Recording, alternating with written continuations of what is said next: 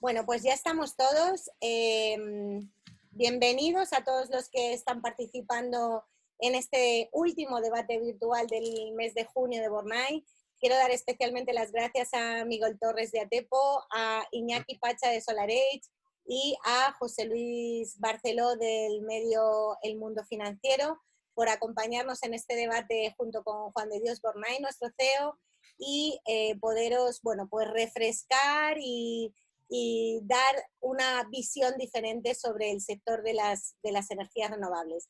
Durante los 3 debates anteriores hemos visto que las energías renovables han ido cambiando en el tiempo y en estos momentos otra de las conversaciones en boca de todos es la situación que el coronavirus nos ha traído a nuestras vidas, como algo que parecía un caso aislado en China y ha pasado a azotar a todo el mundo y ha ido pasando de un país a otro hasta convertirse, como todos sabemos, desgraciadamente en una pandemia mundial. Las energías renovables podemos decir que guardan una cierta similitud. Vemos cómo su desarrollo ha pasado de unos países a otros, de unos sectores a otros, aportando soluciones a diferentes países o incluso diferentes sectores.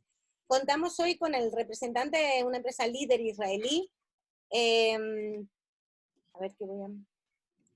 con el representante de una empresa líder israelí que es líder de ventas en Estados Unidos y que en este caso está presente en el mercado español. Contamos con la ingeniería de Málaga Atepo, creo que podemos decir fan de la tecnología israelí y un medio de comunicación, El Mundo Financiero, que se hace eco de los avances de unos y otros ámbitos, con una visión mucho más global. Por eso queremos saber de boca de ellos cómo una empresa puede convertirse en global, utilizar la tecnología que despunta en un país para dar soluciones a un cliente en otro país o como por ejemplo ambos pueden aportar soluciones a una necesidad concreta por parte de todos los usuarios. Y ahora le doy la palabra a nuestro CEO Juan de Dios Bornay, que comenzará con las preguntas para ellos. Hola, buenas tardes. Buenas. Se me colgó el ordenador in extremis y he vuelto a entrar ahí en tiempo récord. Buenas tardes a todos. A ver, en primer lugar, como estábamos presentándonos nosotros anteriormente, antes de abrir la sesión, Miguel, por ejemplo, decía, ¿qué es esto, no, de globalización, ¿no? Entonces, hacer esa pequeña introducción que ya le hemos comentado a Miguel, pero que, bueno, también para todos un poco, ¿no? ¿Por qué globalización? Empezamos con diferentes empresas, hemos hecho varios debates. En este caso tenemos SolarEdge, que como ya empieza a conocerse, es una empresa israelí. Israelí no significa nada en este concepto, ¿no? Sí que significa el concepto global y como lo decía a Miguel hace unos minutos, el concepto es que lo que inicialmente a un chino necesitaba para cubrir una necesidad, a un americano pedía otras cosas, o un español, por ejemplo, pide el vertido cero, cómo apagar el sol en momentos punta para no generar porque así está la normativa, etcétera, ¿no? Entonces, ese título de globalización viene un poco en este sentido, ¿no? En cómo una necesidad de un país a 10.000 kilómetros de nosotros se convierte en una oportunidad para nosotros y cómo una empresa israelí desarrolla una tecnología diferente, etcétera, ¿no? Y que esa normativa nos mejora la vida a día de hoy a muchos en todo el mundo, ¿no?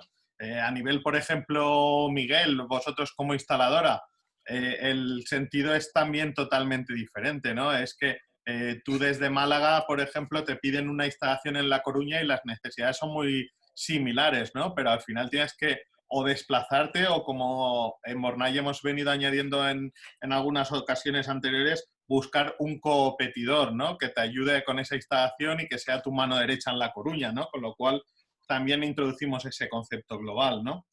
Entonces, partiendo de esa base, yo os lanzo unas preguntas y vamos empezando en lo que es el debate, ¿no? Primera pregunta, ¿por qué es importante pensar globalmente con respecto a las energías renovables? Si queréis, empezamos por Iñaki. Perfecto. Pues nada, bueno, en primer lugar, daros las gracias por la oportunidad de estar aquí presente en este debate. Muy entretenido para todos nosotros y nada, de verdad que un placer estar aquí. Gracias a todos los oyentes. Pues bueno, en nuestro caso, Juan de, como sabes, como has mencionado, SolarEdge es una empresa de origen israelí. Es una empresa que nace en el año 2006. Es una startup que empieza pues, como grandes de las empresas que tenemos hoy a nivel mundial.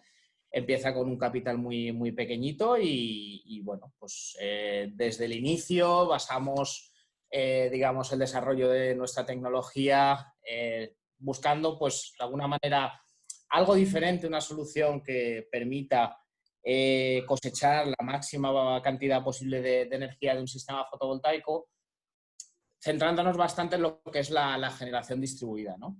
Lo que son los sistemas de autoconsumo, especialmente pues, a nivel industrial y a nivel residencial.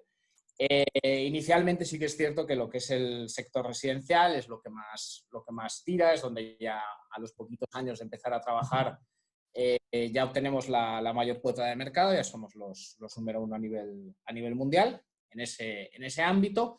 Y bueno, pues empezamos a explorar otros mercados. Seguramente el mercado de Estados Unidos fue muy importante para nosotros. Una parte importante de la facturación de nuestra empresa viene de ese mercado. Y es un mercado además exigente, es un mercado donde precisamente lo que se busca es una tecnología innovadora, es también tener esa función de seguridad que tiene nuestra tecnología, que te reduce la tensión de cada panel a 1 voltio cuando el inversor deja de funcionar. De esta manera se pueden evitar incendios.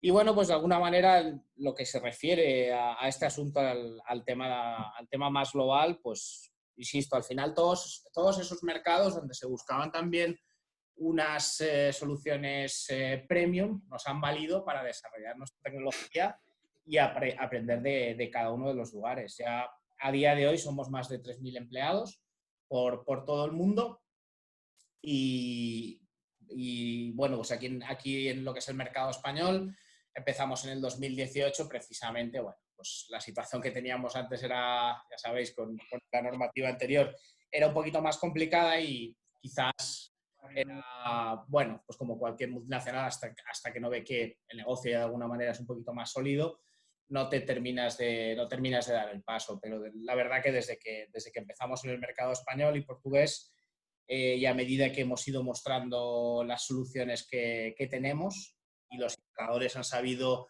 entender el valor añadido que tienen, pues cada vez hemos ido ganando más terreno y continuamos desarrollando nuevas soluciones, fijándonos en todos los mercados que nos permitan al final ofrecer una solución completa para todo el sistema fotovoltaico, cosa que realmente hay pocos fabricantes a día de hoy que ofrezcan toda esa solución completa. Correcto. Si me lo permitís, pasamos a José Luis, que el punto de vista, como decía Carolina, es un medio financiero, quizás no disponga de toda la información o todos los conocimientos con respecto a las energías renovables, pero sí un punto de vista yo creo que muy interesante desde el punto de vista globalización y financiero, por supuesto. Seguro que en el mundo financiero muchas noticias se van haciendo eco día a día con respecto a las energías renovables y seguro que le estará llamando muchísimo la atención que estemos hablando con un proveedor, en este caso israelí, y que, bueno, a nosotros llegó a nuestras manos por nuestro principio de acuerdo con Tesla en el 2015, porque era uno de los únicos que era capaz de hablarse con sus baterías en ese momento. Correcto. José Luis, adelante.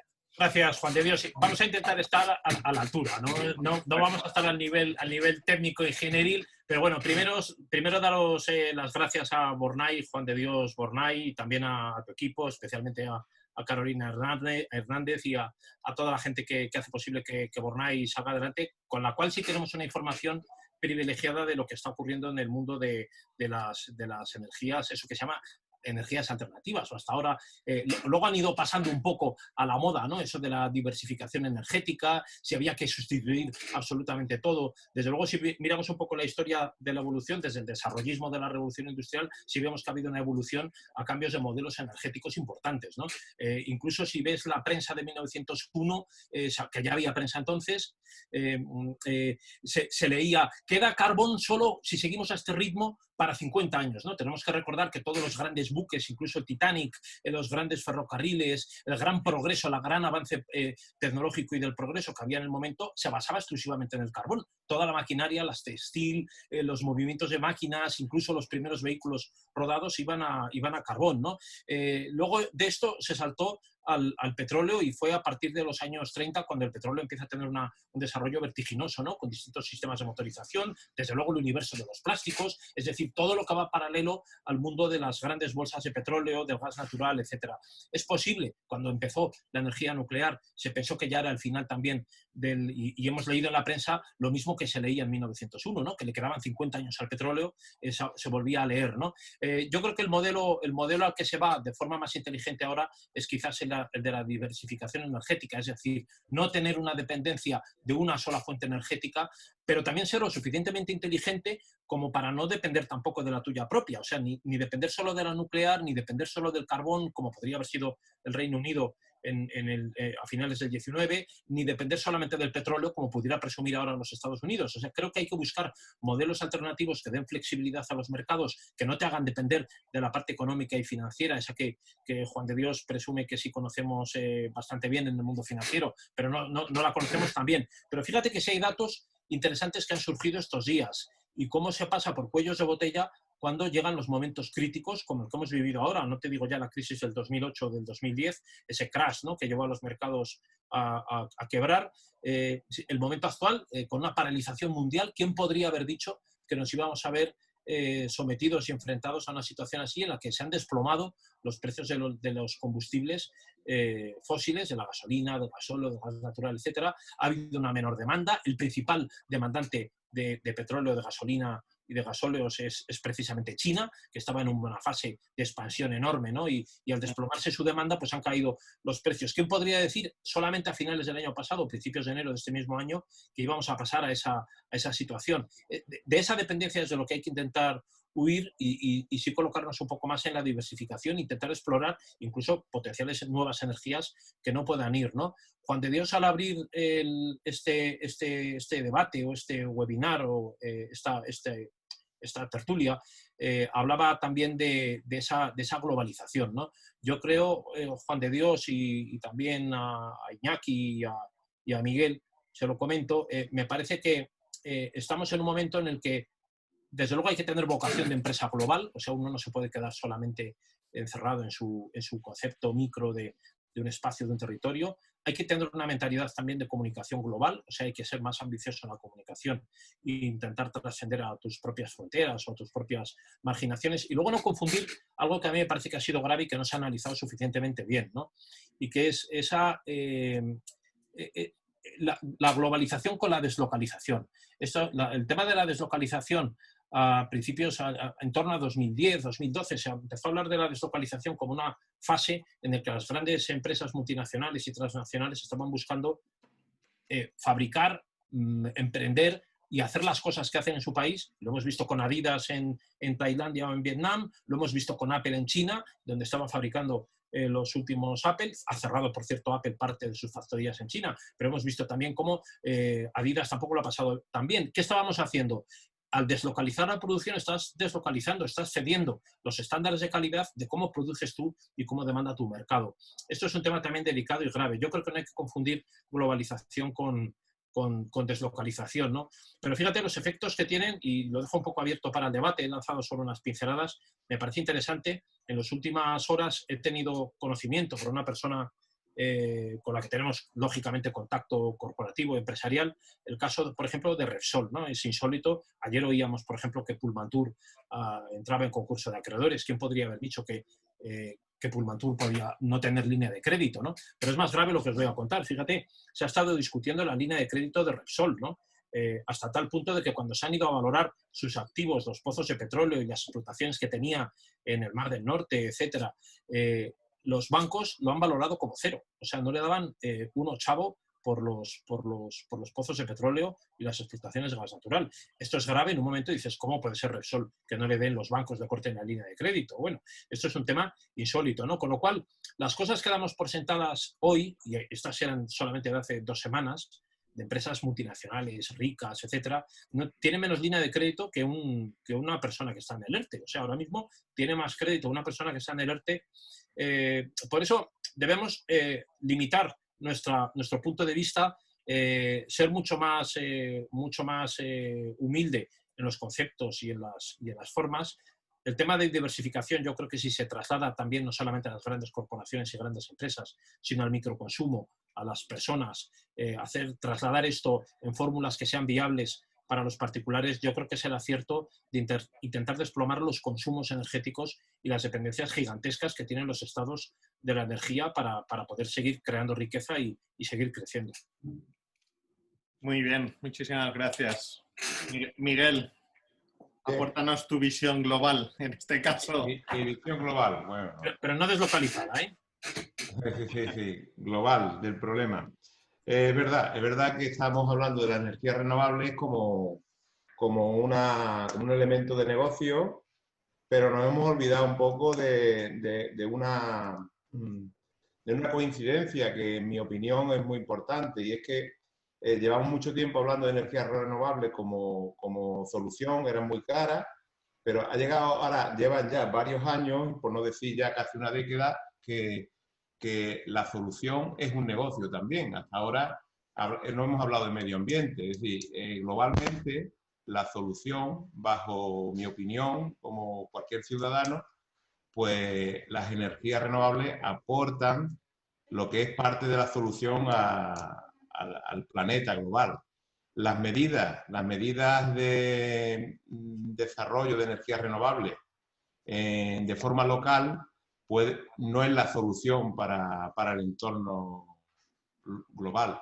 Eso lo estamos viendo como los grandes cambios políticos pues nos llevan a este aspecto global de las energías renovables, ¿vale? Eso por otro lado. Por otro lado, a mí como una pequeña ingeniería que bueno, lo explico un poco también cómo surge esta idea. A mí me surge la idea del autoconsumo ya en 2012. 2012 yo intento relanzar, tras la crisis inmobiliaria, una línea de negocio nueva que dentro del ámbito de mis clientes, mis potenciales clientes, pues era muy rentable ya entonces, que era el cliente industrial. Yo siempre he estado encajado en el cliente industrial. Fábricas, almacenes, centros comerciales. Sí, yo la vivienda, la residencial que hablaba antes, he estado encajado en el cliente. Sí, ¿se ha cortado? No, te escuchamos. Se ha colado por ahí otro audio. Vale. Yo la residencial que hablaba antes Iñaki, efectivamente, está fantástico, está muy bien, pero no está dentro de... Hay que cambiar el chip. Es decir, el residencial se ve más por el aspecto inicial que comentaba, medioambiental, donde los retornos de la inversión pues, no son tan acelerados como en algunos casos industriales, y eso lo sabemos todos. Y yo lo que he lanzado siempre desde el principio es, en 2012 hago ya la primera instalación aquí en España. Ya sabemos todos la historia y el gran calvario que hemos padecido esta línea de negocio desde esa fecha. A mí particularmente, con esta iniciativa, he recibido una persecución.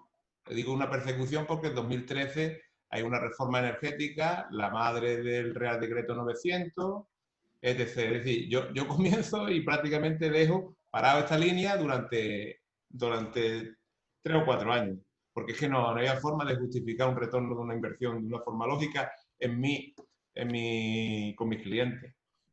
A partir de ahí, pues claro, efectivamente, lo que hablaba antes Juan, de esto viene empujado por políticas globales. En este caso no es política global, pero sí un poco lo es. Que son las directivas europeas, donde cogen las orejas de nuestros políticos y nos hacen una normativa que nos permite avanzar en este tema. Y ya, por poner otra pincelada, el mercado global. Efectivamente nos permite comprar. Aprovecho también para agradecer por aquí el apoyo recibido por parte de Bornay a la hora de poder ser competitivo en un mercado que cada vez más complicado, y cada vez está más competido, porque ahora se une, no olvidemos, todo el mundo al carro. Ya ahora la globalización tiene eso. Ya yo tengo muchos colaboradores, por ejemplo, que hasta ahora se han estado dedicando a hacer pues, instalaciones de climatización y ya están también entrando en el mundo y lo veo legítimo, pero claro, se están uniendo a ustedes, a los distribuidores, efectivamente, os viene fantástico, pero ya ahora entra mucho más competencia. En distribución, que tendréis más competencia, y a nivel de venta de estas instalaciones, pues efectivamente nos genera pues, una atención adicional. Yo marcaría esos dos, es decir, el aspecto medioambiental, que no podemos hablar de las energías renovables como un aspecto local, sino global, y que la solución pasa por todo. Y el aspecto de mercado que nos lleva. Y el último, el legislativo, que un poco arrastra Europa, un poco arrastra a tomar sentido común aquí en España. Perfecto. Oye, ¿no? Como decías, Miguel, introduces, ¿no? Y al final yo creo que hay ciertas similitudes entre un Bornay y un Atepo, ¿no? En el 2012 empiezas a dar cabezazos ahí y es como el loco del pueblo, ¿no? Mira este. De hecho, he abierto aquí y si quieres lo comparto por el chat. En 2019 saliste en Shakata, en El Mundo, Sí. con la instalación de que en 2014 ya tenías tu instalación en tu propia casa, con lo cual, al final, somos viejas glorias que lo que hacemos es demostrar, ¿no? Demostrar que... No, yo no he comentado mi acción personal, porque, bueno, también la podía haber comentado tampoco. Yo en 2014, y aprovechando unas ayudas que nos limitaban aquí en Andalucía, yo vivo, mi vivienda está desconectada de la red. Yo tengo una instalación desconectada de la red y yo lo que hice fue dar de baja mi contrato. Y entonces, la verdad que fue un verdadero bombazo. En mi casa han estado todas las cadenas de televisión, menos y lo digo así porque es más rápido, menos la 4. Y la verdad que fue un bombazo aquella, en el Diario Sur, que fue la periodista que me entrevistó, pues no dieron crédito. Yo le quité la quinta Copa del Barça, la portada aquí en Málaga. Mira, lo tengo por aquí. De todos modos, siguiendo un poco con ese hilo, Miguel, decías que a raíz de esas limitaciones y demás... A ver, ¿lo veis? Mira, esta es mi familia y esta es la quinta Copa del Barça. Levántalo un poco que no lo vemos. Miguel es un crack, a ese le quiero hacer yo una entrevista, ¿eh? Pues luego os pasamos los datos. Esto fue yo no me acuerdo, ya estoy. Esto fue en el 2015, por ahí, ¿vale? Entonces, es un poco loco, es verdad lo que dice Juan, somos unos frikis, yo lo reconozco, no. Y la verdad que también tengo la suerte de haber hecho instalaciones de autoconsumo de una talla más o menos generosa, ¿vale? Eso es lo que te iba a decir, Miguel, que hacía referencia más a instalaciones industriales, más de un cierto nivel, pero bueno, como decía también antes José Luis, hay un concepto que no hemos nombrado. Hablábamos de que hace unos años no quedaba carbón para más de 10, para más de 50 años, que el petróleo tal. Nos olvidamos de que España es una isla energética. Tenemos una interconexión con Francia, pero es muy limitada. Igual que se hablaba de que no teníamos carbón para más de X años, petróleo para más de X años, también se hablaba hace unos años de que la penetración de las renovables en lo que era el mix energético de España no podía ser más de un 10%, cuando ahora mismo ya estamos hablando de generaciones del 100% y penetraciones de 40, 50, 60%, ¿no? Ahí, por ejemplo, y cambiamos un poco lo que es la pregunta, pequeño o grande, ¿no? A nivel pequeño yo creo que hay muchísimo por hacer, el que cada uno se convierta en el propio productor y consumidor. Por supuesto, a nivel industrial, que cada empresa sea capaz de generar, pero esa democratización de la energía es lo que un poco también el autoconsumo nos lleva, ¿no? Y como tú decías, en 2014 me desconecto de la red eléctrica. A día de hoy podemos interactuar las dos y podemos hacer muchas cosas. Y siempre que he estado en una entrevista, he dicho que no es la opción, técnicamente hablando, más inteligente. Nunca, siempre he dicho que lo más inteligente es la interconexión, es la solución que aporta SolarEdge y muchos fabricantes más, es decir, la interconexión, es decir, la red no deja de ser una gran batería, ¿vale? Claro. Ahora mismo entrar en esa batería pues es muy cara, es decir, los costes de distribución, costes de transporte, es donde se tienen que parar los estados y ponerlo sobre la mesa, a veces son realmente lo que se están legislando para pagar. Sí, esa gran Pero batería es la que solucionaría y sobre todo las grandes interconexiones entre países. ahí en ese punto es donde yo creo que, Iñaki, nos puedes explicar un poco los conceptos que SolarEdge maneja de cara al futuro, buscando esas sinergias entre consumidores, productores, comercializadoras, un poco todo el mundo, ¿no? Correcto, sí, vamos a ver, como comentábamos al principio, al final la solución de SolarEdge, digamos que va un poquito más hacia adelante que el resto de soluciones que se ofrecen en el mercado, y ya a día de hoy ya prácticamente tenemos el sistema completo, la parte, digamos, toda la parte continua del sistema fotovoltaico. Tenemos toda la electrónica de potencia, desde inversores del kilovatio hasta inversores de hasta los 100 kilovatios.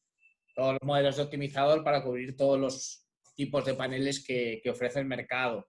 Tenemos también lo que son dispositivos Smart Energy, que es un poco al hilo de lo que decía Miguel sobre la rentabilidad del autoconsumo residencial, que yo sí que quiero insistir que, evidentemente, si comparamos con lo que es el industrial, como nos casa mejor la generación con el consumo en industrial, normalmente la rentabilidad va a ser mayor, pero en el residencial siguen saliendo muy bien los números y a día de hoy la realidad es que tenemos una normativa que ya nos gustaría tener o ya nos gustaría haber tenido hace 6 o 7 años. En ese sentido, yo sí que quiero mandar un mensaje positivo. Hemos tenido que luchar mucho, han habido años que lo hemos pasado complicado por la situación que había de la normativa en nuestro país y ahora hay que tirar para adelante y precisamente las energías renovables van a ser de alguna manera los que nos va a ayudar también a salir de la crisis. Respecto al resto de soluciones de SolarEdge, pues en lo que estaba comentando Juan de, pues ya hay en algunos mercados que nos estamos preparando para lo que llaman las Smart Grid, para poder interactuar también precisamente con las compañías eléctricas y que puntualmente pues, se pueda coger energía de las baterías que tenemos en nuestra vivienda y por ello la eléctrica nos pagará un dinero. En ese sentido, insisto, tenemos una tecnología, tenemos un desarrollo que prácticamente no hay ningún fabricante que llegue hasta ella, que precisamente hablando de lo que es la globalización, pues nos viene muy bien estar presentes en aquellos mercados donde se están desarrollando soluciones más complejas y que antes o después van a llegar también a nuestro mercado. Me he permitido, Iñaki, compartir el vídeo de la Smart City y demás que tenéis en YouTube, donde Correcto. Se ve un poco el reflejo, ¿no? De cuando la red eléctrica está con carencias, ¿no? Está saturada porque hay un exceso de consumo, cómo es capaz de descargar nuestros sistemas o incluso la batería de los vehículos eléctricos que puedan estar conectados y cómo Correcto. Gira todo en torno a unas necesidades y unas disponibilidades, ¿no? En este caso, bueno, tenéis ahí el vídeo y luego si queréis podemos profundizar más. De todos modos, a mí me gustaría preguntarle a José Luis cómo ve esa... Porque si nos vamos a pensar en las compañías eléctricas y demás, también hemos visto una transición, ¿no? Cuando las renovables eran una amenaza, cuando ya hay una normativa, parece como que la amenaza no es tal, cuando se empiezan a hacer instalaciones, se unen a ese carro y al final para ellos es una oportunidad, una amenaza, una... No sé ese mix, ¿no? A vosotros sí que entiendo yo que como medio de comunicación sí que os llegarán algunas pinceladas, ¿no? En este sentido. Hay, Juan de Dios, yo creo que hay un mito que hay que romper, que es el de que las energías alternativas son caras de instalar, de invertir. Creo que habría que hacer mucho más acerca de deshacer también el mito de la autosuficiencia, si se puede llegar, ¿no? Con esos modelos autosuficientes, si se puede optar, si realmente ha estado también criminalizada un poco la energía las energías alternativas, no digo solamente el aerogenerador, la fotovoltaica, hay una enorme confusión y falta también información acerca de la diferencia que hay en lo que es energía solar en sí. Hay, como vosotros sabéis mejor que yo, hay varias opciones. Está la producción eléctrica con fotovoltaica, la térmica para agua caliente sanitaria, calefacción, etcétera. El deshacer esos equívocos y darle a la gente opciones para que pueda elegir cuál es su mejor modelo realmente es bastante confuso. Incluso, no lo digo por vosotros, pero en general, cuando te acercas a páginas web de instaladores, de ingenierías que son capaces de montar instalaciones domésticas, hay bastante confusión acerca de las opciones. La gente no sabe realmente si tiene derecho a subvenciones, si esto está penalizado en el contrato del contador eléctrico. Yo creo que sobre todo eso habría que trabajar mucho más, ¿no? Y esa parte es una parte de información importante que ahí llevan ventaja las grandes compañías energéticas que van por delante de las ingenierías como las vuestras, que están empezando ahora, ¿no? Con las energías alternativas, por mucho que llevéis 10 años, 15 o 20 en algunos casos, ¿no? Pero claro, No, José Luis, Bornay lleva 50 años. Ya lo sé, porque yo le he hecho la entrevista a Juan de Dios muchas veces. El caso de Bornay es un caso insólito, pero claro, competir con British Petroleum, por ejemplo, que pone 4 placas encima de las estas y ya parece que es una empresa alternativa o una energía limpia, y es el que vende gasolina, ¿no? Pero yo ahí, si me permites, es cierto lo que dices, pero ahí los medios de comunicación nos tienen que ayudar mucho a formar a la gente. Nosotros desde Bornay somos muy partidarios en formar a la gente en que efectivamente las energías renovables no tienen solo que ver con una cuestión de amortización o de coste, sino con otros muchos más conceptos como la sostenibilidad, la no contaminación, etcétera, etcétera. Y además, yo creo que son nichos de mercado diferentes. Es decir, las grandes compañías como British Petroleum, Iberdrola, etcétera, etcétera, creo que sí tienen medios y recursos para acceder al público de una manera mucho más rápida, pero la profesionalidad y el asesoramiento que dan los clientes, como las ingenierías, como la de Miguel Torres y otros clientes de Bornay, en este caso, no tienen nada que ver con lo que te pueda asesorar una compañía claro, que además te va a ofrecer un kit y punto, ¿no? Carolina, está claro, porque a Iberdrola o a Gas Natural Fenosa al final solamente le interesa el contador que pone en la casa, ¿no? Son estas grandes empresas de las que hay millones de contadores por todo el planeta o por lo menos en todo el territorio nacional, y es verdad que ahí con que gastes 10 euros de consumo al mes ya es suficiente para que ellas ganen, ¿no? En este caso estamos hablando de modelos distintos, ¿no? Y lo más importante, lo que pretende Iberdrola, las grandes aquí, es fidelizar al cliente. Es hacerle el típico venta del móvil y tenga usted aquí, usted esté conmigo 2, 3, 5 años pagándome, ¿vale? Eso es lo que van buscando. Pero eso no es fidelizar, Miguel, eso es cautivar. Fidelizar lo podéis hacer vosotros. Vale. Es un poco, quiero ser más suave, ¿no? Cautivar en el sentido de cautivo. Atrapar, vale. Sí, claro. En el sentido de esclavitud. Pues, pero eso es lo que consiguen con esto. Y la verdad que es que pues hay muchos clientes que son todavía de la vieja escuela y se dicen, no, yo mientras que a mí yo sigo, aunque sea más caro, yo sigo con Endesa o con Iberdrola y yo soy de la empresa de siempre. Claro, y eso efectivamente no lo entiende todavía la gente, ¿vale? El valor diferencial vuestro, Miguel, y Iñaki o José Luis y Juan, por supuesto, me pueden corregir o no. Creo que el valor diferencial vuestro es la capacidad de asesoramiento que tenéis a los clientes, de darle el producto que realmente necesita, no estandarizado. Porque mira, te pongo un ejemplo. Yo en muchas ocasiones, claro, hay muchos clientes que ya llegan un poco con la lección medio aprendida, se la ha explicado algún conocido, tal, y lo que quieres es poner muchos paneles. Digo, no, hombre, que tú no necesitas esto. Que tú lo mismo necesitas, pues, 5 kilovatios. ¿Eh? Que yo te pongo, yo se lo digo, yo te puedo, te alicato, como decimos, te alicato el techo. Pero que no te vale para nada. Que te paguen a 4 céntimos no vas a amortizar esto. Y es más, lo que más les gusta cuando le arranco la instalación, precisamente, y rompo una lanza y azolaréis, es que ellos tienen en su mano siempre lo que están consumiendo y lo que están produciendo. Eso es lo que más... la monitorización es la base, porque está potenciando la interacción del cliente con esa instalación. Y eso tiene que ver con la globalización de la que estamos hablando. O sea, la digitalización es un elemento fundamental para esta parte global.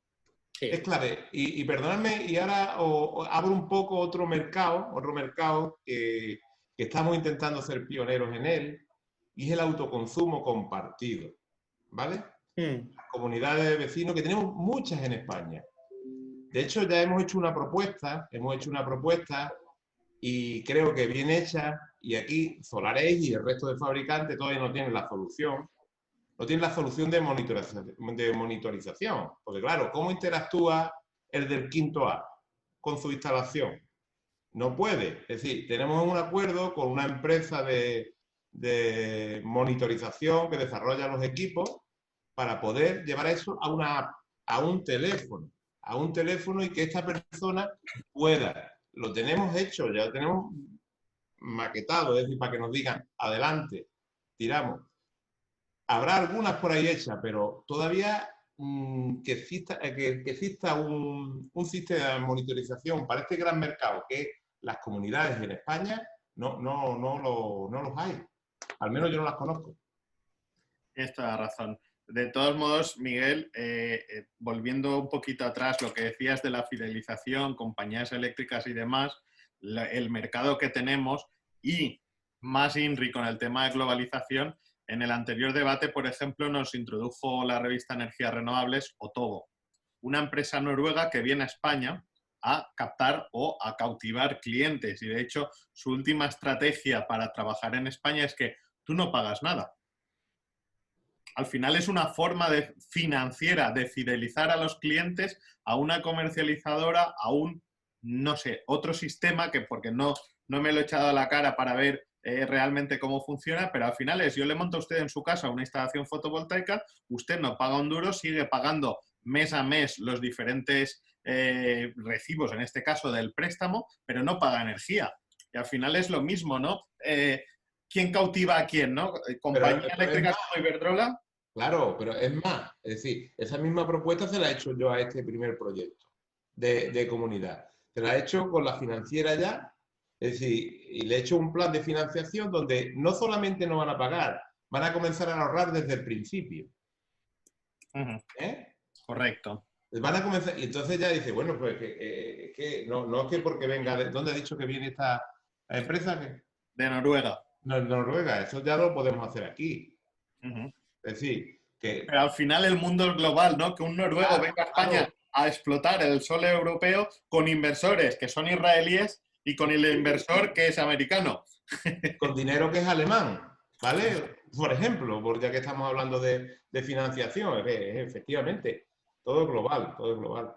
Sí, completamente. Yo simplemente a esto nada añadir, que me encanta que hay un tejido productivo de empresas, ingenierías locales que se dediquen a hacer esos estudios al detalle, buscando el beneficio máximo para el cliente final y haciendo las cosas bien hechas. Con buenos materiales, con un buen desarrollo y con gente que verdaderamente pues, hace las cosas como toca. Para mí eso es lo que me gusta ver, que se hacen las cosas.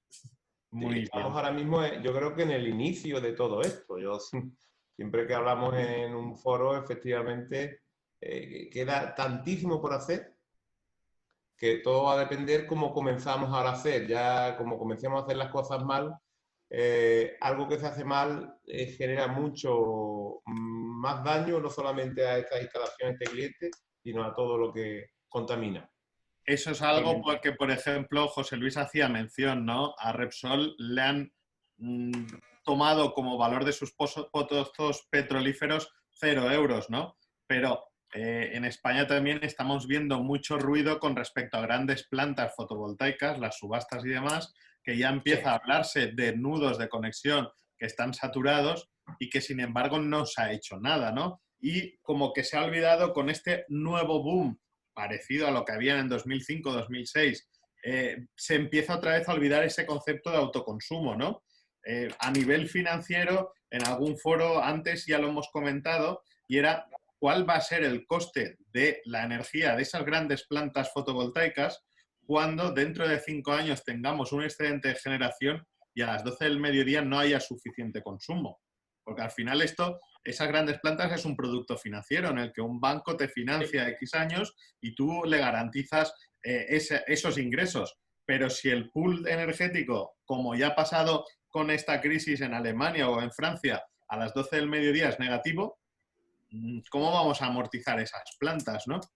Lo tenemos, Juan de Dios, de esto que estás comentando, lo tenemos, Juan de Dios, con los gasoductos que Rusia ha traído a Europa, ¿no? Saltándose a Ucrania para competir con el gas que viene de Argelia, ¿no? Y que pasa necesariamente por España. Europa ya tiene 2 conexiones gasísticas importantes, una por el este y otra por el sur. Es competencia que se hacen a sí mismas de un gas que puede estar subastándose a unos precios u otros. Rusia tendrá que valorar si esto con las sanciones y tal al final compensa o no compensa. Ellos piensan que sí, pero es una inversión cuantiosa que desde luego requiere de extensiones de líneas de crédito que financian bancos o financian estados. En el caso de China, hemos visto con la crisis del COVID-19 cómo parar un país entero de 1.600 millones de habitantes se puede hacer y reconectarlo y darle el electroshock para que arranque también. Pero eso se puede hacer en China, donde hasta las peluquerías dependen del gobierno central y del comité central del Partido Comunista Chino de Pekín. Pero claro, en un país donde hay una economía abierta, liberal y de mercado, como pueda ser España o el resto de la Unión Europea, desconectar los países y volverlos a conectar, no solamente desde el punto de vista energético, sino a nivel comercial y mercantil, es verdaderamente complicado y ni siquiera con dinero se consiguen arrancar, ¿no? Exacto. Entonces, bajo ese punto de vista, ¿no? Ya para ir finalizando y si hay alguna pregunta que nos la pueda formular Carolina, ¿cómo pensáis o qué pensáis que las renovables puedan evitar o van a influenciar para que no volvamos a vivir situaciones como esta? Es obvio que es una pandemia y que es un tema médico, ¿no? Pero yo siempre tengo la duda si esa enfermedad, que además es respiratoria, viene condicionada o forzada por una contaminación excesiva, ¿no? Que ya vamos todos penalizados, ¿no? Nuestros pulmones no van a ser los mismos que el que vive en los Alpes en un chaletito ahí en medio de la nada, ¿no? Entonces, ¿cómo pensáis que las renovables pueden ayudar en este sentido? Yo no soy un experto de pandemias, Juanne, pero lo que he estado averiguando, lo que he leído, un científico del CSIC, lo que comentaba es que precisamente puede estar relacionado con la deforestación y con el deshielo, ¿vale? 2 cuestiones relacionadas precisamente con el cambio climático. Al degradar los ecosistemas se pueden liberar esos virus y luego en lo que se refiere al deshielo, hay una capa que se llama el permafrost, si no recuerdo mal, se dice de esa forma, que es el 24% del subsuelo que se encuentra congelado y que por culpa precisamente del deshielo, pues eso se está de alguna manera liberando, es un almacén de materia orgánica, que también probablemente pueda ser otro almacén de virus. Y luego encima lo peor de todo es que también hay una cantidad muy importante de gas metano que también puede precisamente afectar a lo que es el calentamiento global, con lo cual, por supuesto que hay una relación y estamos a tiempo de pararlo. Efectivamente. ¿Cómo lo ves, Miguel? Bueno, yo voy a aportar aquí en el tema de este confinamiento, de esta situación sanitaria, y voy a contar una paradoja que seguramente la conoceréis todos, pero la escuché y ha clarificado mucho, la paradoja de la rana, ¿vale? Y ahora mismo creo que viene al cuento. Aquí hemos caído todos como la rana que echamos a la olla de agua hirviendo. Evidentemente esa rana no llega a tocar el agua, salta. Eso nos ha pasado con el coronavirus. Hemos saltado. Alguna rana puede que se queme, ¿vale? Pero casi todas saldrían. ¿Qué nos pasa con el cambio climático? Justamente lo contrario. Esa rana estaba plácidamente en la olla, el agua templada, le estamos dando calor tranquilamente, muy suavemente, y terminará muriendo, cocida, si no reacciona a tiempo y si alguien no le dice, oye, que te vas a quemar. Es verdad que tenemos que aprender un poquito de esta situación global, y esta sí que es una situación global, no hay duda, y aplicar precisamente este aprendizaje al cambio climático, que es una evidencia. Efectivamente. De todos modos, en el anterior debate lo introduje yo, ¿no? Hacía 38 años que no nacían flamencos aquí en Alicante y hay una plaga de, creo que eran 800 flamencos nadando en las salinas de Torrevieja. Ya ves. Todo esto algo tendrá que ver. Pues lo mismo hoy, los otros días, en la laguna de Fuente Piedra, muy cerca de aquí, en Málaga, también hay otras lagunas que dependen mucho de ese nivel de agua y están llenitas, están a tope de flamenco. Exacto. Hay dos cuestiones, Juan de Dios, que a mí, vamos, una, desde luego la primera es que yo creo que ahora mismo con esta experiencia grave, ¿no?, que hemos atravesado con la pandemia del COVID-19, me parece que se abre una oportunidad para aquellos que se aventuren y se arriesguen a nuevas ideas, a nuevas propuestas. Es el momento también de aprovechar eso que dicen en la Escuela de Chicago, de que si te dan un limón por una cosa amarga o ácida, hacer una limonada. O sea, hay que intentar aprovechar a aquel que tenga ganas, arrojo, capacidad, energía y desde luego ilusión, pues lanzarse a cosas nuevas, ¿no? Pero desde luego hay una cuestión con respecto al cambio climático y la contaminación. Debería estudiarse ahora el efecto que ha tenido el parón global en cuanto a contaminación, emisiones de gases tóxicos de invernadero, toda la contaminación que parece que estaba tasada y que se estaba también cuestionando como un efecto nocivo, ver el efecto de ese parón, realmente hacer una medición y testar si ha habido algún efecto, por ejemplo, en los deshielos, en la capa de ozono, en los gases de efecto invernadero, etcétera, ¿no? De esto se debería hacer una medición y sacar unas conclusiones y hacerlas públicas. Si realmente esto ha tenido un efecto, pues podría ser en medio año o este año que vamos a estar de parón, detectar ese efecto y definirlo, y que eso no afecte en modo alguno al desarrollo de otras tecnologías como pueden ser las energías alternativas, los aerogeneradores, la energía solar, que creo que deben seguir encauzadas y por buen camino como van ahora, ¿no? Efectivamente. Carolina, no sé si tenemos alguna pregunta por ahí para formularnos, porque ya vamos teniendo el tiempo bastante justo. Hay un par de preguntas de Esteban, que nos preguntaba si consideráis global mezclar el vehículo eléctrico y las energías renovables. Ahí, Iñaki. Me la pido yo. Me la pido yo, ya que somos el único fabricante de inversores del sector que integra también lo que es la posibilidad de conectar el vehículo eléctrico, el EV Charger. Y, por supuesto, a ver, yo creo que va de la mano, porque con el tema del vehículo eléctrico vamos a necesitar más energía en nuestra vivienda o en la empresa, y eso casa perfectamente con lo que es la utilización de las energías renovables, en este caso pues de la fotovoltaica. Insisto, nosotros la solución que tenemos lo que te permite es, por un lado, o sea, tenerlo todo en un mismo sistema, de forma que lo que es la instalación, la conexión te resulta mucho más fácil y económica, y a su vez hacer una integración total en el sentido que, volviendo a la conversación que teníamos antes de que en el residencial a veces resulta un poquito más complicado casar generación y consumo, pues de esta manera, siempre y cuando tengamos el vehículo eléctrico en la vivienda, podemos gestionar y aprovechar esos excedentes de energía que tengamos para derivar ese excedente y enviarlo al vehículo eléctrico. O incluso hacer cargas rápidas cogiendo la máxima energía de la red y de la fotovoltaica. Con lo cual, va completamente de la mano una cosa con la otra. Y tú, Miguel, como instalador, ¿cómo lo ves el tema? Bueno, y como usuario de coche eléctrico. Es decir, ayer saqué mi coche con 45.000 kilómetros en año y medio, eléctrico, todo. Sí, pues hacemos los números, a ver cuántos kilos de CO2 he dejado de parte de esa energía, pues nada más que aunque sea con el mix energético español, pues es descomunal, ¿vale? Pues sí, pues efectivamente, no deja de solamente el coche eléctrico, sino los sistemas de acumulación para evitar precisamente lo que decía Juan de antes. Es decir, que no llegue un momento al mediodía donde no tengamos donde consumir esa energía. Al final, el coche eléctrico junto con los sistemas de acumulación se convertirán en el sistema que dé la solución a los picos a la falta de demanda del mediodía. Es decir, es mi visión. No solamente el coche eléctrico, repito, sino los sistemas de acumulación.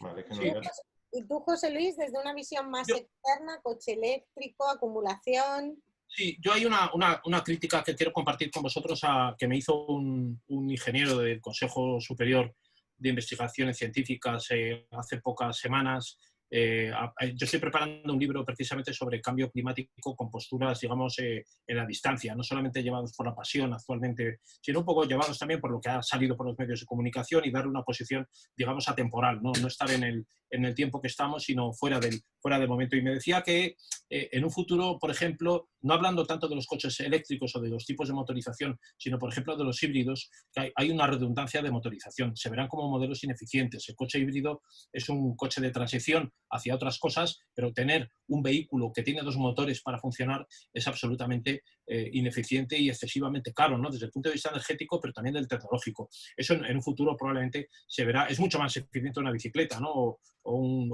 Ir en caballo que ir con un coche híbrido que tiene dos motorizaciones para mover 4 ruedas, igual que un coche de gasóleo. Eso es absolutamente descabellado, ¿no? Y en un futuro eso seguramente será desechado en favor seguramente de coches eléctricos con baterías mucho más baratas, intercambiables, etcétera. Él me hablaba de otros modelos que yo ni conozco, ¿no? Juan, en ese sentido, ¿tú estás de acuerdo con él? Sí, totalmente. Al final es muy sabido, ¿no?, que el tema del vehículo eléctrico va relacionado también con qué o cómo cargas el vehículo eléctrico. En Bornay nos venimos moviendo con vehículo eléctrico, creo que son 7 o 8 años ya. Pero obviamente un híbrido, de hecho. No, para él es el eléctrico y es el eléctrico, ¿no? Entonces, no se concibe que un vehículo eléctrico pare en una superestación de Tesla y que esté con un generador diésel cargando el vehículo. Para nosotros se carga aquí con fotovoltaica, con nuestro parking fotovoltaico, y si no es así, pues se carga en la red que pueda haber de enchufes para recarga de vehículos eléctricos, que no sabes muy bien de dónde viene, pero que evidentemente intentamos siempre hacerlo con energías renovables, ¿no? Y yo creo que no tiene sentido de otro modo. Si vamos, lo que en un principio se hablaba, ¿no?, el vehículo eléctrico es sacar la contaminación de Madrid para llevarla a Toledo, que es donde hay una central nuclear o donde hay una térmica o donde hay... Pues sí, pero realmente no ese es el sentido, ¿no? El sentido es que no contaminemos más. Muy rápidamente, casi con sí o con no. Miguel, ¿tú crees que las energías renovables pueden sustituir a las energías fósiles en los próximos años o simplemente se van a fusionar? Perdón, ¿puedes repetir, Carolina? ¿Y crees que las energías renovables pueden sustituir a las energías fósiles en los próximos años o simplemente va a haber una hibridación, un unirse a ellas? ¿Tú cómo lo ves? No tengo ninguna duda que la van a sustituir. De hecho, a la isla, creo que era la isla del Hierro, que la ha sustituido completamente. Es decir, no tengo ninguna duda, todo al final va a depender del mercado y de las grandes capitales donde apuesten. Y si antes hablaba José Luis de Repsol, que no le daban un duro por los pozos, pues efectivamente, al final es un tema financiero, donde pongan el objetivo, pero se demuestra claramente que se puede vivir completamente con las energías renovables. Si se hubiera avanzado desde el principio del siglo XIX con las energías renovables, hoy no tendríamos este debate posiblemente. Seguro. Totalmente de acuerdo. Iñaki, ¿tú qué opinas? Yo simplemente recordar que, bueno, en los últimos días se ha publicado una nueva normativa, el Real Decreto 23/2020, que precisamente lo que decía es que para el año 2030 lo que se estimaba era generar un 74% de la energía es energías renovables y en el año 2050 se pretendía llegar a un 100%. Entonces lo que nos ha publicado el gobierno en los últimos días. Así que, por lo que se ve, hay una apuesta total y creo que no nos queda más remedio que seguir por este camino para poder seguir viviendo en este planeta. Perfecto. José Luis, ¿tú qué opinas? ¿Fusión o sustitución? No, yo pienso que tiene que haber mi percepción es que tiene que haber una rampa de convergencia hacia modelos mixtos donde haya muchas posibilidades de captar energía distintas, ¿no? No se me ocurre, o sea, energía maremotriz, incluso la nuclear de alguna forma, tarde o temprano volveremos a caer en su uso, ¿no? Y desde luego hay otras que caerán en desuso, las de combustión seguramente como la de carbón, pues las térmicas yo creo que irán cayendo en desuso, seguramente una nuclear agresiva también, porque tiene, más que nada porque tiene un rechazo social, ¿no? Y no tiene cabida, no es porque no sea eficiente. Seguramente quizás es de las más eficientes, pero claro, no solamente la eficiencia es lo rentable, es lo útil. Pero en de este las caso, más ¿no? peligrosas también. Ese es un... Claro, el rechazo social, la peligrosidad. Mira Pero yo creo que Chernóbil cómo sigue, ¿no? Que no se puede acceder a recintos bastante amplios alrededor de la central. O sea Pero pensando en el futuro, yo creo que no hay que rechazar de plano que en un futuro se pueda volver a retomar la energía nuclear de una forma un poco más equilibrada socialmente. Y yo creo que habrá una convergencia hacia modelos mixtos. O sea, yo creo que el modelo de diversificación sería el acertado de cara al futuro, en tanto en cuanto no hay una energía óptima que pueda ser la única que todo el mundo tenga, que sea barata y que todo el mundo tenga disponible. Que no haya la tiranía de los que producen, los que la tienen que comprar, que existan núcleos de poder como por ejemplo la OPEP, que pueda tener la contraposición de Estados Unidos, pero porque ha descubierto el fracking. Si no hubiera habido esa tecnología del fracking, seguramente Estados Unidos no sería la primera potencia productora de petróleo, ¿no? Entonces, siempre estamos con esos núcleos de poder y esas tiranías que son malas, malas para los ciudadanos al final, ¿no? Y también para los países. Yo creo que los modelos diversos son los modelos por los que hay que apostar de momento hasta que no aparezca una cosa que resuelva el problema energético. Además, no podemos olvidar que sin energía volvemos a la prehistoria, volvemos a la Edad Media. Nadie piensa, o sea, un día que no tienes porque hay una tormenta en la sierra, te quedas sin luz, vuelves otra vez a la vela, ¿no? Y volver a la vela es muy duro. No tienes comunicación, no tienes internet, no tienes modelos, no puedes teletrabajar. Es decir, la energía es imprescindible para el progreso. Energía, agua y teleco son las tres patas principales de evolución. Mi padre Juan de Dios decía que yo llegaría a ver guerras por el agua. Y eso todavía no ha llegado, pero seguramente las veremos todavía. Correcto. De todos modos, en ese mix energético nos ha faltado, porque tampoco era el tema a debatir hoy, acumulación. Claro. Todos los países están trabajando muchísimo en que esa gran batería que decía Miguel al principio no es una central que hay deslocalizada en algún punto de España, sino que sean también las baterías. Lo hemos mencionado muy por encima en ese Smart Grid, Smart City que decíamos con SolarEdge, pero lo que es acumulación y sobre todo acumulación a gran escala es algo en lo que se está trabajando muchísimo en estos momentos. Hay una pregunta más que va dirigida a SolarEdge. Hola y gracias a todos. Juan Antonio Escobar. Tengo una pregunta sobre documentación técnica SolarEdge. En la actualización del RBT de septiembre de 2019, en la ITC BT40, regulación de sistemas fotovoltaicos, exige la justificación de laboratorio del sistema de inyección cero. ¿Podemos saber si SolarEdge está trabajando para actualizar sus certificados? Tenemos, vamos a ver, lo que es el tema de esta normativa. Vamos al caso más restrictivo, que el caso más restrictivo es la UNE 21001, ¿vale? Y lo que es nuestra solución, el meter que nosotros tenemos, cumple con esta normativa para sistemas de hasta 17 kilovatios, para 17 kilovatios, para más de 17 kilovatios. Utilizamos un dispositivo externo de un tercero, ¿vale? Que, como sucede con el resto de fabricantes de sector, porque esto es una cosa muy particular que solamente sucede en España. Sin embargo, tenemos ya el laboratorio para que nuestro propio meter también incluso esté certificado para sistemas de más de 17 kilovatios. Con lo cual, en resumen, hasta 17 kilovatios lo tenemos nosotros, más de 17 kilovatios, utilizando un producto de un tercero, y en un futuro, a medio plazo, tendremos la solución para cualquier tamaño, sin depender de terceros.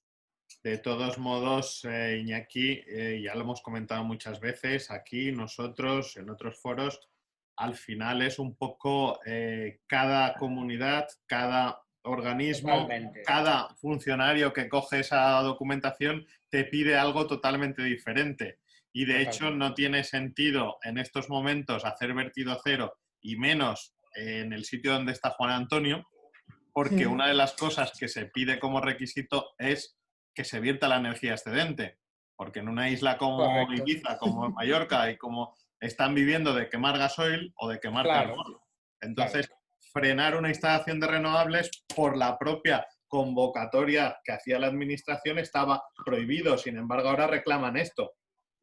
A veces te encuentras con cosas que son verdaderamente absurdas totalmente. Muchas contradicciones, ¿no? Y al final es lo que decimos, la persona que hay en la administración detrás de esa documentación y en ese momento en concreto. Totalmente. Y lo que te digo... Sí, yo aquí quería dar mi opinión en el tema del vertido y romper una lanza, aunque me pegue un tiro en el pie, a favor de tal como está configurado el tema de las redes en nuestro país. Lo digo porque me están saltando algunos problemas en algunas instalaciones que están en punta de redes, ¿vale? Y lo digo porque están en punta de redes y lo mismo están teniendo cortes por sobretensión porque estábamos en inyección, estábamos inyectando. ¿Qué digo con esto? Porque el operador de la red, para que exista precisamente esta inyección sin problemas, tiene que cambiar su forma de funcionar, ¿vale? Y tiene que vigilar más este tipo de instalaciones. Por lo pronto, a nivel de gobierno tendrán que reestudiar el tema de peaje e incluso, ¿quién me dice a mí por qué no se liberalizan las redes? ¿Vale? Y que cada uno coja su trozo de redes y cobre por el mantenimiento de esa red, ¿vale? Y claro, el vertir a la red en una red potente no tiene problema, no modifican las tensiones. A mí me está ocurriendo que tengo una instalación que puntualmente ahora también con el COVID, y es que la demanda baja y me está saltando porque a partir de 250 voltios pues salta. ¿Y qué es lo que hace la distribuidora? Pues en esas instalaciones sube la tensión para compensar las caídas de tensiones. No sé si me explico. Sí. Pero que al final es, como ves, una infraestructura no deficitaria, pero sí que demuestra un poco esa isla que es España y que además a cada pequeña parcela es una isla. A mí me pasa exactamente lo mismo en casa, que me llegan tensiones de 240, 250 y 260 voltios. Entonces, había momentos en que saltaba. Es que tú, hay momentos que ellos van regulando efectivamente, porque tienen un histórico de demanda y van haciendo subidas y bajadas más o menos controladas, pero ignoran que en la otra punta pues hay un generador ahora, hay un generador. Y tienen que cambiar su chip, cambiar el chip, el operador del sistema tiene que coger y decir, oye, que esto ya no es lo que era antes, que no son bombillitas que tengo en los extremos, que tengo, como yo le explico a muchos clientes para que entiendan cómo funciona el autoconsumo funciona, lo digo así, exactamente igual que una bombilla, pero al revés. Una bombilla coge electricidad y produce luz. Pues invierta las palabras e invierta el ciclo. Es porque el autoconsumo instantáneo no lo entiende la gente muy bien.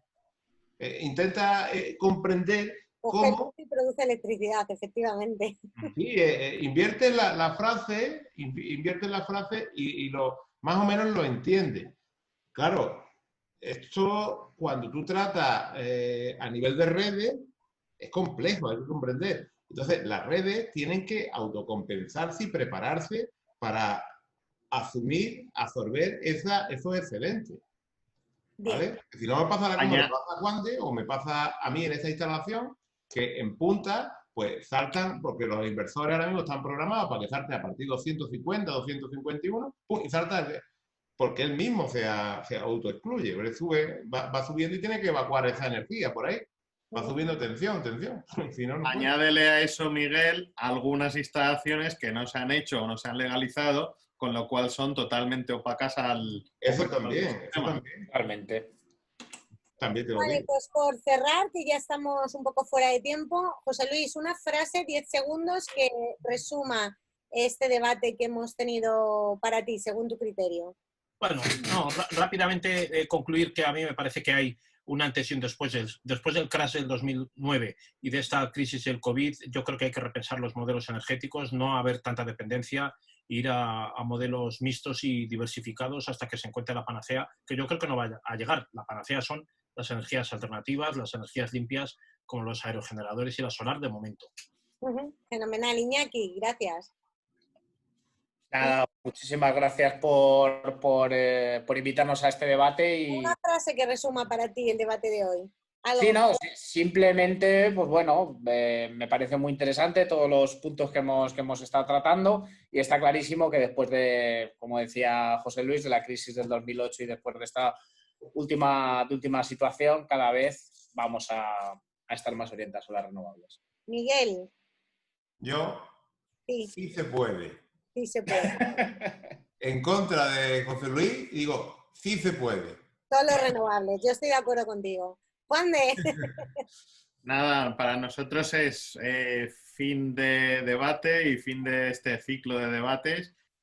Como decía Miguel, sí se puede invitar y animar a todos a que el COVID no nos ha parado, las renovables después de 50 años con muchas zancadillas y demás, seguimos aquí y seguimos creciendo, con lo cual esto, lo hemos dicho muchas veces, está aquí para quedarse, para seguir adelante y para que la renovable sea nuestra forma de vida en el futuro. A mí me ha encantado esta visión de José Luis, porque es verdad que nosotros que estamos metidos, que sabemos del tema de la acumulación, de cómo sí se podrían hacer, sí se podría producir y almacenar electricidad y solo usar las renovables. Por ejemplo, Bornay es una empresa bioclimática, produce energía renovable toda la que consume. Nosotros sí que conocemos esto, pero está fenomenal su opinión para que también entendamos la percepción que tiene la gente desde fuera, ¿no? De esa rampa que decía, donde tendremos que hibridar, y bueno, seguramente será así, pero sí se puede con energías renovables. Hemos contado con más de 40 personas entre el directo de Facebook y la reunión por Zoom. Muchísimas gracias a todos, esperamos haberos aportado aspectos interesantes para vuestro día a día. Hoy finalizamos este ciclo de debates y volveremos, yo creo que ya en septiembre, con nuevas ideas y nuevas aportaciones para todo nuestro colectivo. Y a José Luis, a Iñaki y a Miguel, muchísimas gracias por haber podido contar con vosotros. A vosotros, Gracias. Carolina. Hasta pronto. Gracias. Cuidaros mucho todos. Un saludo. Cuidaros.